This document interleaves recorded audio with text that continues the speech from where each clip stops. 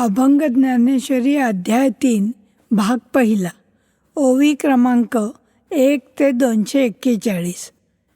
श्री स्वामी स्वरूपानंद सेवा मंडळातर्फे श्री अभंग ज्ञानेश्वरीच्या अभ्यासाचा आणि त्यायोगे स्वामींच्या सेवेचा आणि आपल्या भेटीचा अवसर पुन्हा मिळाला, त्याला आपण निमित्त झालात म्हणून मंडळासह आपल्याविषयी सुद्धा कृतज्ञता व्यक्त करते.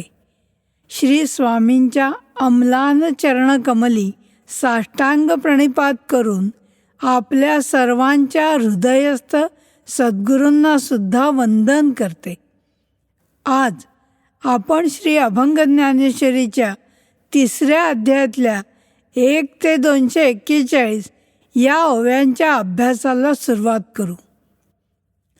पहिल्या अध्यायामध्ये युद्ध, त्याची व्यूहरचना आणि मुख्य म्हणजे भगवद्गीता सांगण्याचे निमित्त झालेल्या अर्जुनाच्या शोकाची सुरुवात हे सगळे विषय आले. दुसऱ्या अध्यायामध्ये ज्ञानयोग, कर्मयोग आणि त्याचं उदाहरण म्हणून स्थितप्रज्ञ ते सांगितलं. आणि पहिल्या 2 अध्यायांमध्ये जे सांगितलं त्याचा विस्तार 3ऱ्या अध्यायापासून सुरू केला. असं वाटेल की ज्ञानयोग आणि कर्मयोग यांचा क्रम काही ठिकाणी उलटा झालाय का, म्हणून 3ऱ्या अध्यायात कर्मयोग आणि नंतर ज्ञानयोग सांगितला. पण वास्तविक तसं नाही. जे माहीत असेल त्याकडून माहीत नसलेल्याकडे, म्हणजे प्रौढ भाषेत ज्याला ज्ञाताकडून अज्ञाताकडे असं म्हणतात, त्या प्रकारे अगोदर परिचित असलेला कर्मयोग सांगितला आणि नंतरच्या अध्यायामध्ये ज्ञानयोगाचं विवेचन केलं. या 3ऱ्या अध्यायाची सुरुवात अर्जुनाच्या प्रश्नाने झाली. तो प्रश्न हे एक निमित्त आहे. यातून त्या दोघांचं नातं कसं उलगडलं आहे ते बघूया. अर्जुनाने विचारलं, श्रीकृष्णा, तुला जर ज्ञान आणि कर्म या दोन्हीमध्ये कर्म तत्वतः उरत नाही असं म्हणायचं असेल तर मला युद्धाच्या या घोर कर्मामध्ये कशाला घालतोस? अरे, या भयंकर कर्माशी मला जोडताना तुला जराही संकोच कसा वाटत नाही? पहिल्या श्लोकावरच्या या 9 ओव्या खरं म्हणजे समजायला तशा सोप्या वाटतात. यातून अर्जुनाचं कृष्णाशी असणारं सलगीचं नातं आपल्याला अधिकच मोहून टाकतं. भावार्थ दीपिका काय किंवा अभंग ज्ञानेश्वरी काय, या दोन्हीमध्ये हे नातं इतकं सुरेख रंगवलंय की आपण त्यात गुंग होतो. आणि मग गीता हा एक अभ्यासाचा ग्रंथ न वाटता तो जणू आपल्या घरात घडणारा संवाद आहे असं वाटतं. श्री स्वामी म्हणतात, ते तुझे भाषण ऐकिले मी चांग, आता मज सांग रमाकांता, आयशा कर्मी मज योजिता संकोच वाटे ना काही का कैसा तुझं, सर्वही कर्मांचा करोनी निषेध, तूची आज आत्मबोध वाखाणीशी, तरी कागा ऐसे कर्म हिंसात्मक, करविसी देख माझ्या हाते, आता मनी तुझी विचारोनी पाहे, सुसंगत काहे ऋषिकेशा. अर्जुन पुढे म्हणतो की अरे, हा तुझा उपदेश आहे का मतिभ्रंश? आत्मबोध व्हावा अशी इच्छा झाली ती चांगली पुरवतोयस. वैद्याने पथ्यपाणी सांगावं आणि नंतर स्वतःच विष द्यावं, मग तो रोगी वाचेल का रे? कसा हा तुझा उपदेश? याही पुढे जाऊन तो म्हणाला, अरे, एखाद्या आंधळ्याला आडवाटेने न्यावं किंवा एखाद्या माकडाला दारू पाजून झिंगवावं ना, तसा तुझा हा उपदेश आहे. अगोदर आम्हाला कळत नाही आणि वर मोहाने ग्रासलेले म्हणून आम्ही तुला हित विचारलं रे. तर तुझी निराळीच तरा. तुझ्या शब्दांना आम्ही चिकटावं आणि तूही अशी गुंतागुंत करावी म्हणजे संपलं की रे. या ओव्यांवरून श्रीकृष्ण अर्जुनाचं एकमेकांवर किती प्रेम होतं हे स्वामींनी मोठ्या कौशल्याने सांगितलंय. त्यामुळे मुळातून वाचण्याचा मोह आवरत नाही. जरी हा ऐसाच तुझा उपदेश काय मतिभ्रंश आणि कतो. व्हावा आत्मबोध लागली उत्कंठा, भागली ती आता भली बापा. वैद्य पथ्यपाणी सांगोनिया जाई, मग विषय देई आपणची. तरी सांगे रोगी वाचेल तो कैसा, वाटे तुझा तैसा उपदेश. आंधळ्यासी जैसे न्यावे हाड वाटे, किंवा मर्कटाते झिंग व्हावे, तैसा उपदेश हा तुझा गोपाळा. भला प्राप्त झाला आम्हा लागी. आम्ही तो अजाण वरी मोहग्रस्त, म्हणून या हित विचारले. तव तुझे देवा एकैक नवल, आदेशी केवळ गुंतागुंत. तुझ्या बोलासी तन मन जीवे, आम्ही वळंगावे पद्मनाभा. आणि तुवा जरी करावे ऐसेच, तरी संपले गा म्हणू आता. अर्जुन म्हणाला, ते ज्ञान आता बाजूला राहिलं तर राहू दे, पण मला जे वाटत होतं ना त्यातही आता गोंधळ झालाय. मला कळलंच नाही की माझं मन बघण्यासाठी का तू हे करत नाहीस ना, का मला फसवून गूढार्थाने तू काय सांगतोयस.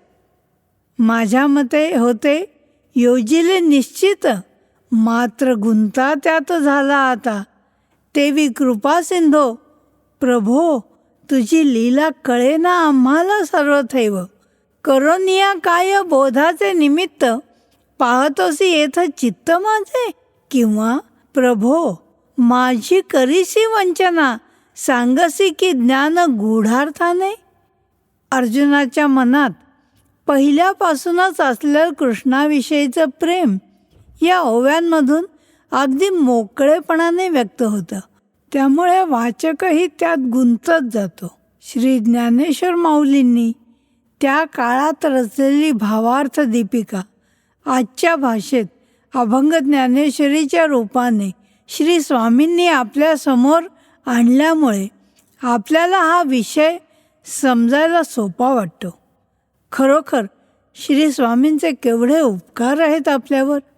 पुढच्या ओव्यांमध्ये तर अर्जुनाने भगवंताला विनवलं की अरे बाबा, मी अगदी मूढातला मूढ आहे, पण असं असलं ना तरी माझी तुझ्यावर पूर्ण श्रद्धा आहे. म्हणूनच भगवंतालाही अर्जुन प्रिय आहे, कारण भगवंताला भाव श्रद्धा हे सोडून दुसरं काहीच नको असतं. त्याच प्रेमाने अर्जुनाने भगवंतांना सांगितलं की अरे रोगावर औषध दे, पण ते गोड असू दे, म्हणजे मला समजेल असं असू दे. मी तो असे जरी मूढाहुनी मूढ, परी भाव दृढ तुझ्या ठाई.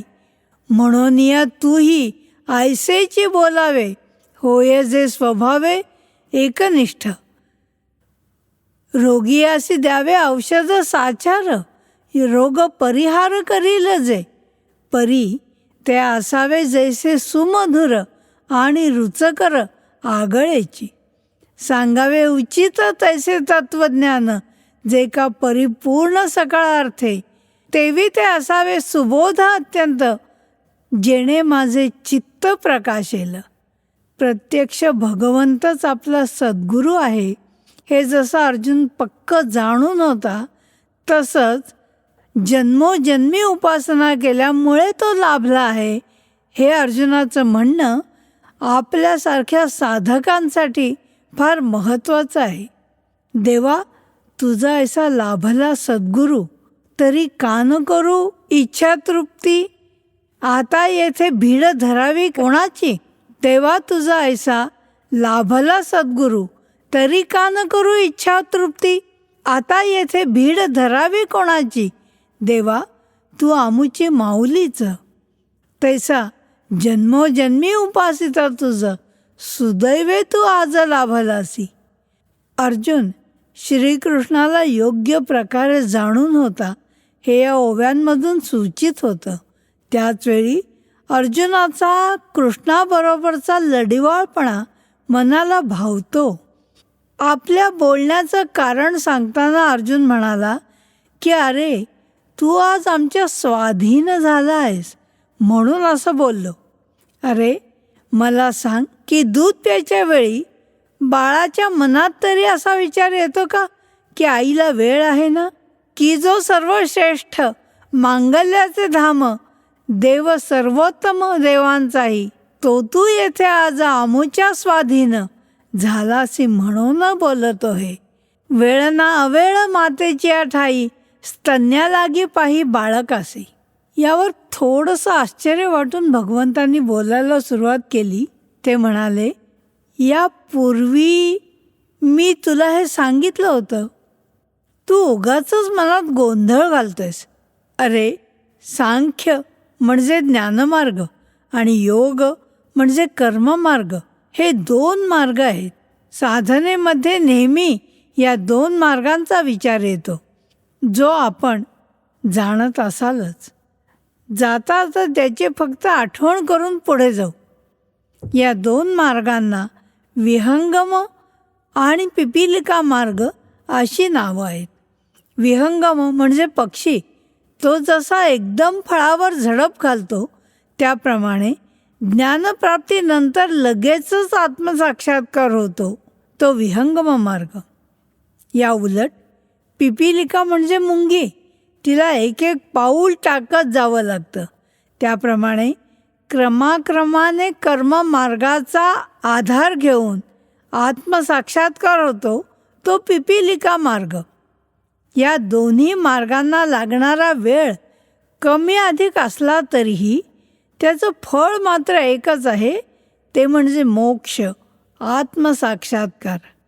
खरं म्हणजे त्या 2 मार्गांमध्ये फरक इतकाच आहे की ज्ञानमार्गामध्ये साधकाला ज्ञान झाल्यावर तत्काळ आत्मसाक्षात्कार होतो, तर कर्ममार्गामध्ये मात्र कर्म केल्यावर कर्माचं फळ मिळायच्या वेळेला, कर्म फलित व्हायच्या वेळेला त्या कर्माचं फळ म्हणून साक्षात्कार होतो. पक्षी जसा आकाशात झेप घेऊन झाडाचं फळ खातो, तसं माणसाला जमेल का? त्याला फांदीचा आधार घेऊन चढावं लागतं. तसा ज्ञानी लोकांसाठी ज्ञानमार्ग असला तरी इतरांना कर्ममार्गच योग्य आहे. श्री स्वामींनी त्याचे इथे विवेचन केले असले तरी विहंगम आणि पिपीलिका मार्ग अशी त्यांची नावं मात्र सांगितलेली नाहीत.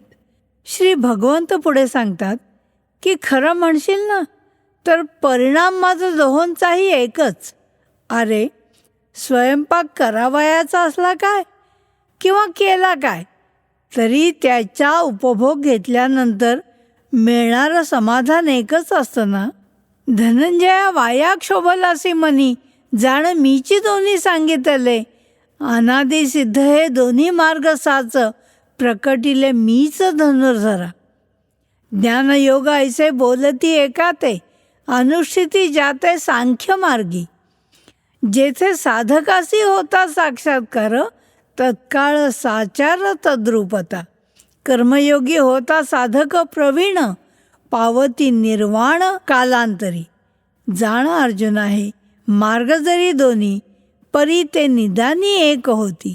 सिद्ध किंवा साध्य असो स्वयंपाक, परी तृप्ती एक भोजनांती. यानंतर स्वामींनी म्हटलं, परी जैसा ज्याचा असे अधिकार, तैसेची साचार उपासना. तैसे सांख्या लागी ज्ञानाची बळे, निर्वाण आकळे तत्काळची. विहंगम मार्गे तया मोक्षप्राप्ती, कर्मयोगाप्रती दुजा मार्ग. हे ऐकल्यावर आठवण होते ती संतश्रेष्ठ तुकाराम महाराजांची. अधिकार म्हणजे एखादा विषय समजण्याची कुवत किंवा क्षमता. सगळ्यांना एकाच प्रकाराने सांगून समजतही नाही. त्यामुळे अधिकारानुसार उपदेश करावा लागतो. नाहीतर एकाच शिक्षकाने शिकवलेली सर्व मुलं पहिली आली नसती का?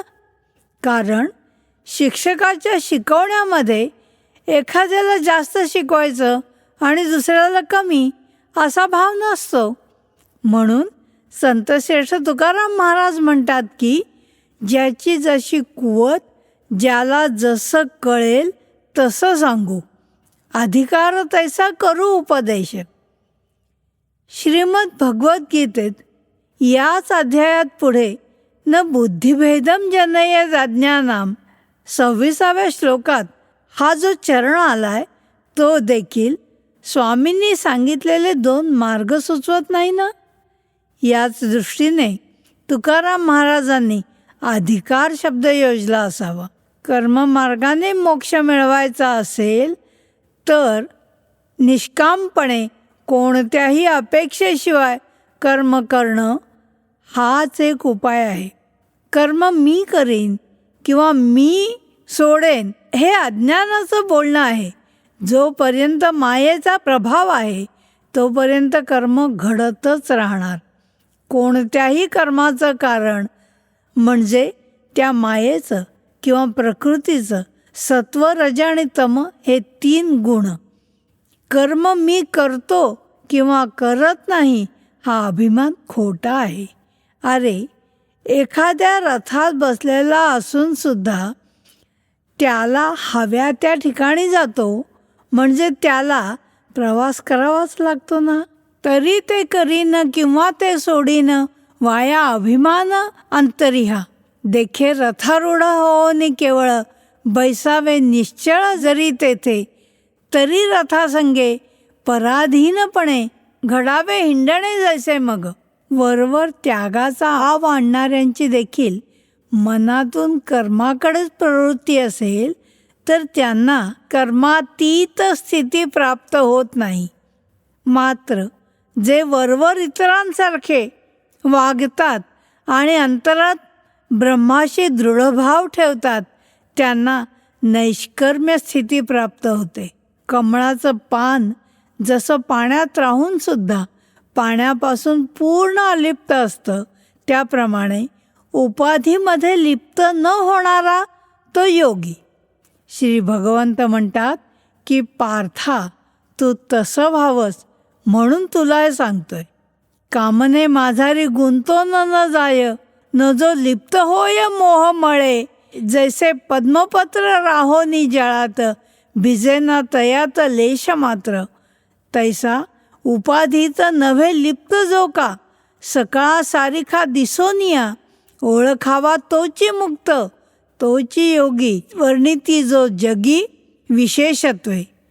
तूही पार्था व्हावे ऐसेची निजांगे, म्हणून हे सांगे तुझं प्रती.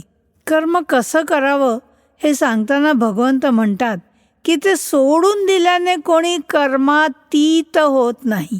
म्हणून मग सांग बरं, शास्त्र बाह्य कर्म करायचं का धर्म सोडायचा? हे तर दोन्ही योग्य नाही. म्हणून पार्था, प्रसंगानुसार इंद्रियांना त्यांचे व्यापार करू द्यावे. तू फक्त फलाशयामध्ये गुंतू नकोस. सांडोनी स्वकर्म कर्मातीत व्हावे, हे तो न संभवे संसारिया. मग शास्त्रबाह्य करावे का कर्म, सोडावा का धर्म सांगा आता. म्हणून या पार्था, प्रसंगानुसार कर्म जे साचार प्राप्त होय ते तू विहित आचरावे येथ, परी फलाशेत गुंतू नको. ते नियतकर्म सांगताना स्वामी म्हणतात की एखादा नित्ययज्ञ करावा. नित्ययज्ञ घडत नाही म्हणून पराधीन होऊन लोक बंधनात सापडतात. स्वधर्माचं आचरण केलं की पापातूनही सुटका होते आणि ते नित्यकर्म मोक्षाला कारण होतं. नाहीतर स्वधर्म हा सांडे, कुकर्म आवडे, तेव्हा बंध पडे सांसारिक. कर्मयोगाच्या सुरुवातीलाच अर्जुनाने हा कर्मयोग सांगायची गरज काय असं विचारल्याचं आपण पाहिलं. आपल्याला शोक झाला होता, तो दूर करण्यासाठी भगवंत काही सांगत आहेत, तेव्हा आपण ते नीट ऐकलं पाहिजे असा कुठलाही विचार न करता अगदी हलकी फुलकी सुरुवात करावी. त्याप्रमाणे अर्जुन म्हणाला की अरे तू कशाला चालवतोयस हे सगळं, आणि हे ऐकायला किंवा वाचायला आपल्याला रागसुद्धा येत नाही. तर अर्जुनाच्या आणि कृष्णाच्या मैत्रीचं कौतुक वाटतं. हा आणखी विशेष. असं जरी असलं तरी भगवंत आपलं उद्दिष्ट मात्र विसरले नाहीत. म्हणून गोष्टीचं आवरण घेऊन ते पुढे गंभीरपणाने यज्ञचक्राचं विवरण सुरू करतात. गोष्टी ऐकायला माणसाला नेहमीच आवडतं, मग तो कोणत्याही वयाचा असो. पण इथे अर्जुनाला कृष्णाने जी गोष्ट सांगायला सुरुवात केली ती गोष्ट मात्र नेहमीसारखी चिमणी कावळ्याची किंवा राजाराणीची नाही बरं का. तर एरवी आपण जसं अमुक एक गोष्ट म्हणजे विषय कळला असं म्हणतो, त्या अर्थाने ही स्वधर्माची गोष्ट आहे. धर्म म्हणजे समाजाच्या धारणेसाठी आवश्यक असलेले नियम. हे आपण अगदी सुरुवातीलाच बघितलं. स्व म्हणजे स्वतःच्या, हे पण आपल्याला माहिती आहे. त्यामुळे स्वधर्माची गोष्ट म्हणजे प्रत्येक योनीतल्या जीवासाठी घालून दिलेल्या नियमांविषयीची गोष्ट. हे सगळं बरोबर असलं ना तरीसुद्धा अगदी बारकाईने बघितलं तर त्या गोष्टीला मात्र एक चौकट आहे. आता कसं म्हणाल तर बघा, काहीतरी संवाद हे कोणत्याही कथेचं बीज असतं. तसं या कथेतसुद्धा प्रजापती आणि त्याची प्रजा यांच्यामधल्या संवादाचं बीज आहे. ती सगळी कथा आपण लवकरच बघू. पण गीता आपल्याला किती प्रमाणात काय काय शिकवते हे सुद्धा बघण्यासारखं आहे नाही का. कथेला आपण गोष्ट म्हणतोच, तरीही एखादा विषय म्हणजे गोष्ट, हे गोष्टीचं आणखी एक परिमाण गीतेने आपल्या लक्षात आणून दिलं. एकदा ब्रह्मदेवाने सर्व सृष्टी उत्पन्न करण्यासाठी प्रजा निर्माण केल्या. प्रजा म्हणजे प्रत्येक योनीमध्ये असणारे जीव. योनी म्हणजे प्रत्येक जीवाच्या निर्मितीचं कारण. उदाहरणार्थ, जमीन फोडून निर्माण होणारे वृक्ष किंवा वनस्पती यांना उद्भिज्ज असं म्हणतात. घामापासून किंवा दमटपणातून निर्माण होणारे उवा, डास, चिलटं असे जे जीव त्यांना स्वेदज म्हणतात.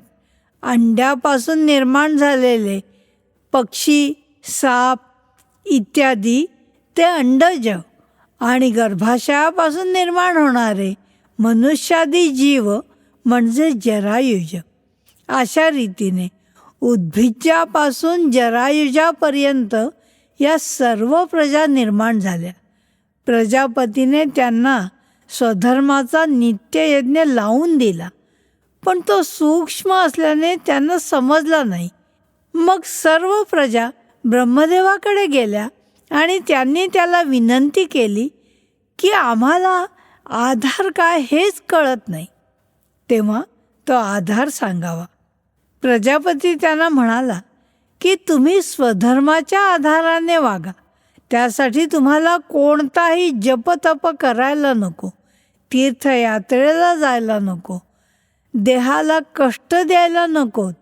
फक्त कोणतंही कर्म निष्कामपणे करा, म्हणजे आपोआपच स्वधर्म घडेल आणि तुम्हाला जी इच्छा असेल ती पूर्ण होईल.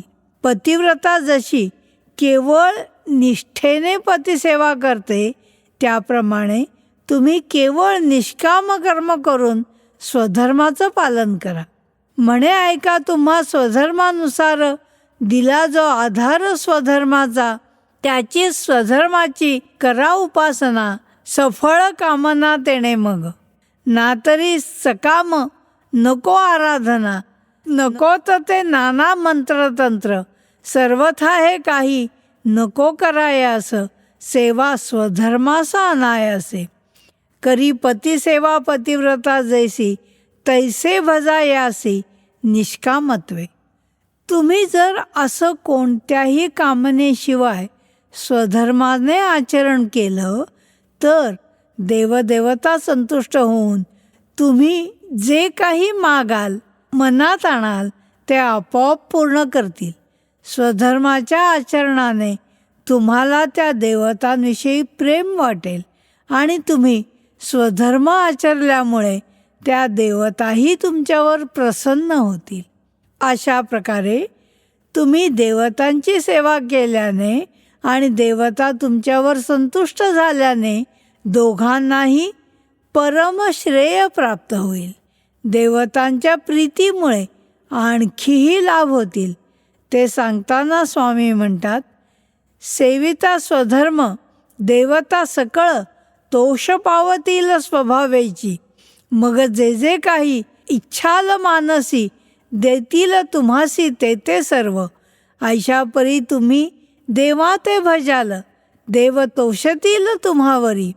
प्रेमाचा संबंध ऐसे परस्पर जेव्हा निरंतर जुळतील, कराल ती आज्ञा पाळली जाईल, तुम्हासी लाभेल वाचा सिद्धी.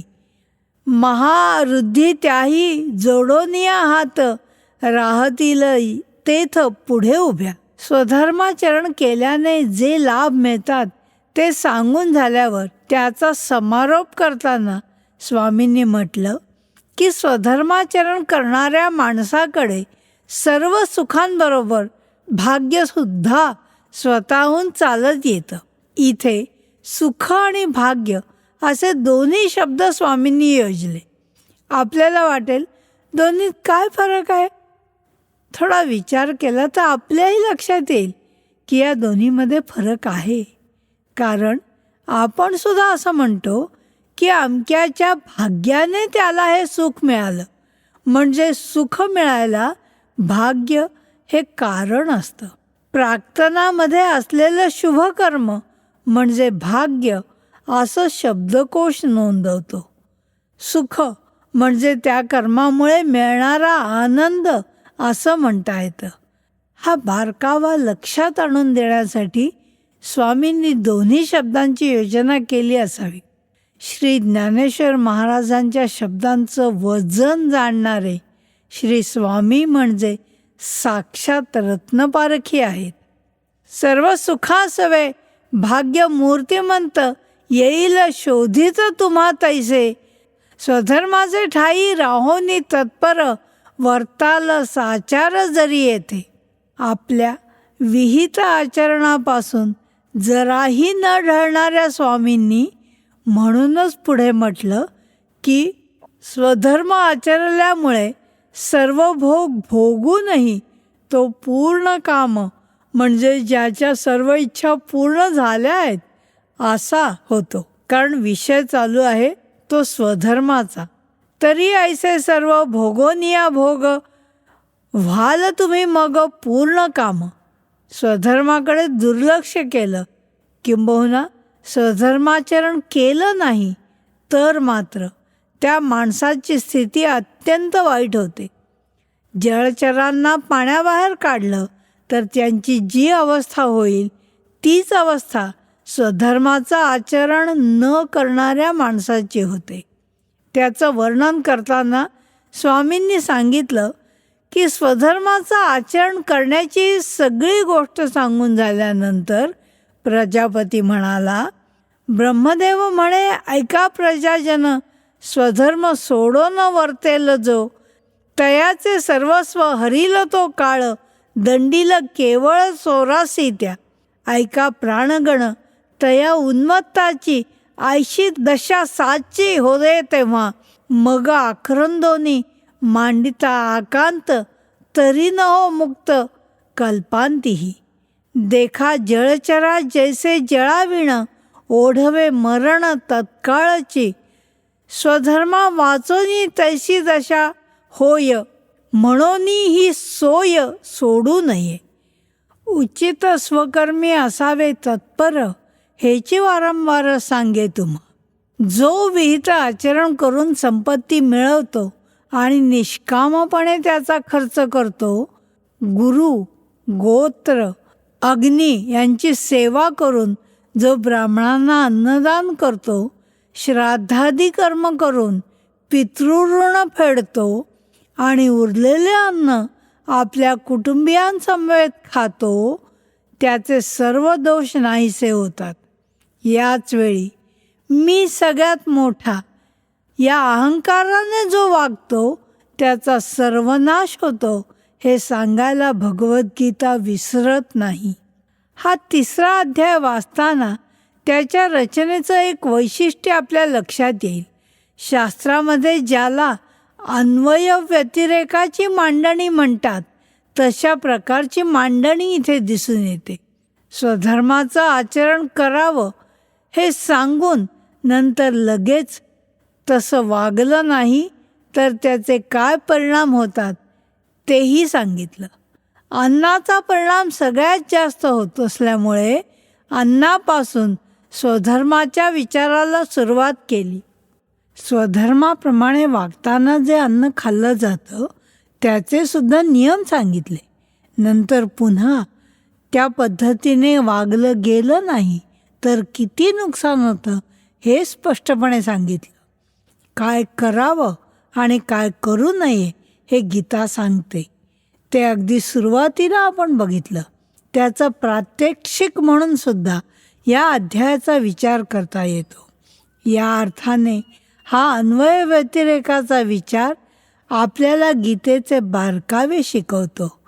स्वधर्म संकल्पनेचं मर्म शिकवतो. पुढे आलेल्या यज्ञचक्राची सुरुवात अन्नापासून होत असल्यामुळे या स्वधर्म संकल्पनेचा समारोप करताना स्वामींनी म्हटलंय, जेणे यज्ञसिद्धी परेशा ते तोष अन्न ते विशेष मानावे हे पार्था म्हणावे ना ह्या साधारण अन्न हे तो जाण ब्रह्मरूप. जन्ममरण चक्र किंवा संसार चक्र हे शब्द आपण नेहमी वापरतो. चाक म्हणजे गोल आकार, त्याची सुरुवात आणि शेवट अगदी बेमालूमपणे एकमेकात मिसळलेले असतात. चक्र म्हटलं की वर्तुळाकार भ्रमण हे ठरलेलं. गीता हे मोक्षशास्त्र असले तरीसुद्धा एकाच वेळी सगळ्यांना मोक्ष मिळत नसल्यामुळे मोक्षाच्या विचाराबरोबर उरलेल्या जगासाठी यज्ञचक्राचा विचार गीतेने मांडला. अन्नापासून प्राणीमात्र निर्माण होतात. ते अन्न पावसापासून निर्माण होतं. पाऊस पडण्यासाठी यज्ञ कारण होतं. यज्ञाला कर्म कारण असतं. शब्दब्रह्म हे त्या कर्माचं कारण आहे आणि परब्रह्म हे शब्दब्रह्माचं कारण आहे. थोडा विस्ताराने याचा विचार करू. अन्नापासून प्राणीमात्र निर्माण होतात आणि अन्न पावसापासून निर्माण होतं. या दोन्ही गोष्टी आपल्याला कळू शकतात. पण आज 21व्या शतकात बुद्धिवादाचं खूळ डोक्यात शिरल्यामुळे यज्ञ आणि शब्दब्रह्म या दोन्ही संकल्पना आपल्याला अनावश्यक वाटतात. कुंड तयार करून त्यात काही आहुती देणं म्हणजे यज्ञ असा बहुतेकांचा समज असतो. वस्तुतः यज्ञ ही फार व्यापक संकल्पना आहे. एखादी गोष्ट मिळण्यासाठी एखादी गोष्ट द्यावी लागते हे यज्ञाचं मूळ आहे. म्हणून यज्ञामध्ये आहुती दिली की त्याचं फळ म्हणून त्या यजमानाला अपेक्षित गोष्ट मिळते. एकावर एक अवलंबून असणाऱ्या या सगळ्या गोष्टींना गृहीत धरून गीतेने ही यज्ञचक्राची संकल्पना मांडली. यज्ञ करताना निरनिराळ्या कृती कराव्या लागतात. त्यांना उद्देशून गीतेने कर्म असा शब्द वापरला. या कृतींमध्ये मुखाने मंत्र म्हटले जातात आणि या अर्थाने कर्माला कारण शब्दब्रह्म असं म्हटलं. शब्दब्रह्म हा शब्द अनेकदा कानावरून गेलेला असतो. जाता जाता आज त्याचाही थोडा विचार करू. विश्वाचं कारण म्हणून ब्रह्म हे माहिती आहे. त्याप्रमाणेच शब्दबापुढे केवळ वारा हे सुद्धा आपण ऐकलेलं असतं आणि त्यावरून शब्द अनित्य आहेत असा निष्कर्षही काढलेला असतो. त्या ठिकाणी शब्द ब्रह्म असा शब्द आहे. त्यापैकी शब्द अनित्य आणि ब्रह्म मात्र नित्य. मग या दोघांची सांगड कशी घालणार? विश्वात सगळीकडेच अनित्य आणि नित्य अशीच जोडी दिसते. अगदी आपल्या शरीरापासून सुरुवात केली तरी लगेच लक्षात येईल की वर दिसणारं शरीर अनित्य आहे आणि आतमध्ये असणारं चैतन्य नित्य आहे. म्हणून तर मृत्यूनंतर आत्म्याला गती मिळते आणि देह जाळून टाकला जातो. शरीर आणि आत्मा हे ठीक आहे, पण या शब्दाच्या बाबतीत काय घडलं? शब्द जर उच्चारला की विरून जातो, मग उरतं काय? तो आहे अर्थ. व्यवहारात सुद्धा कोणी काही अपशब्द वापरले तर ते शब्द लगेच विरून जातात, पण त्यांचा सल मात्र काही वेळा तर जन्मभर मनातून जात नाही. या ठिकाणीही असेच घडते. मंत्रांचे शब्द उच्चारल्याबरोबर नाहीसे झाले तरी त्यांचा अर्थ योग्य ते फळ देण्यास समर्थ असतो. असे असले तरी विश्व निर्माण करण्याचं सामर्थ्य लौकिक शब्दांमध्ये नाही. म्हणूनच त्या ठिकाणी ओंकाराचा विचार केला जातो. विश्वाची निर्मिती अशा प्रकारे ओंकारासारख्या नित्यवर्णातून झाली असे प्रतिपादन करणारे काश्मीर शैव दर्शन भारतीय दर्शनांपैकी एक आहे. या दृष्टीने भगवद्गीतेने शब्दब्रह्माकडून परब्रह्मापर्यंत एक मोठा पट आपल्या दृष्टीसमोर ठेवला. प्रत्येक जीवामध्ये असणाऱ्या अन्नमय, प्राणमय, मनोमय, विज्ञानमय आणि आनंदमय या 5 कोशांचा विचार मांडताना तैत्तिरीय उपनिषदाने अन्नाला पहिलं स्थान दिलंय. त्याचा अधिक स्पष्टीकरण करताना भृगु ऋषींनी अन्न म्हणजे ब्रह्म असं म्हटलं. अन्नापासून निर्माण होणाऱ्या आणि परब्रह्माला गवसणी घालणाऱ्या या यज्ञचक्राचे विलक्षणत्व आपल्याला इथे जाणवतं. आणि मोक्षशास्त्र असणाऱ्या गीतेच्या बाबतीत ते स्वाभाविक वाटतं. श्री स्वामींनी अगदी अलगदपणे त्याचं सूचन केलंय. त्यांनी म्हटलं, अविनाशी एक जे का परब्रह्म तेथोनिया जन्म शब्द ब्रह्मा ऐसे शब्दब्रह्मी धनंजया जाण गोविले संपूर्ण चराचर म्हणून या यज्ञकर्माची जो मूर्ती तेथे राहे श्रुती निरंतर. भगवद्गीतेची आणखी एक रीत म्हणजे जो विषय सांगून होईल तो पूर्ण झाला की तिथे त्याचा समारोपही केला जातो. इथे यज्ञचक्राची गोष्ट सांगून पूर्ण झाल्यानंतर त्याचा समारोप करताना असं म्हटलं की जो कोणी या यज्ञचक्राचं अनुसरण करत नाही त्याचं जीवन फुकट आहे, त्याचं आयुष्य किती निष्फळ आहे हे सांगताना माऊली आणि स्वामी दोघेही म्हणतात की तो म्हणजे पापाची रास आणि भुईला भार आहे झालं. अवकाळी येणाऱ्या ढगांसारखा त्याचा जन्म आणि कर्म दोन्ही निष्फळ आहे.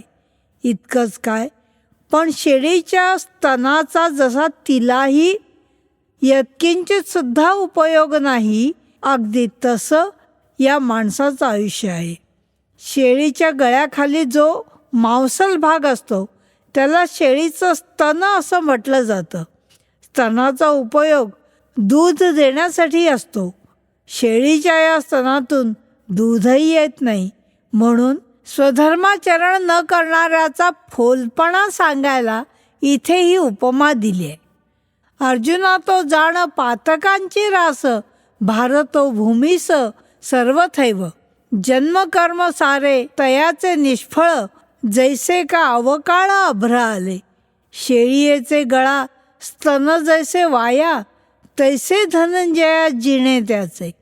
त्याबरोबरच निष्काम कर्म करणं हेच माणसाचं कर्तव्य आहे असं म्हणून पुढच्या विषयाचं निष्काम कर्म योग्याचं सुतोवाचही गीतेने केलंय हे आपल्या लक्षात येईल. स्वामी म्हणतात, म्हणून स्वधर्म सोडू नये देख, भजावा हा एक सर्व भावे. देहासवे आला कर्तव्याचा ओघ, कागा मग त्याग स्वकर्माचा.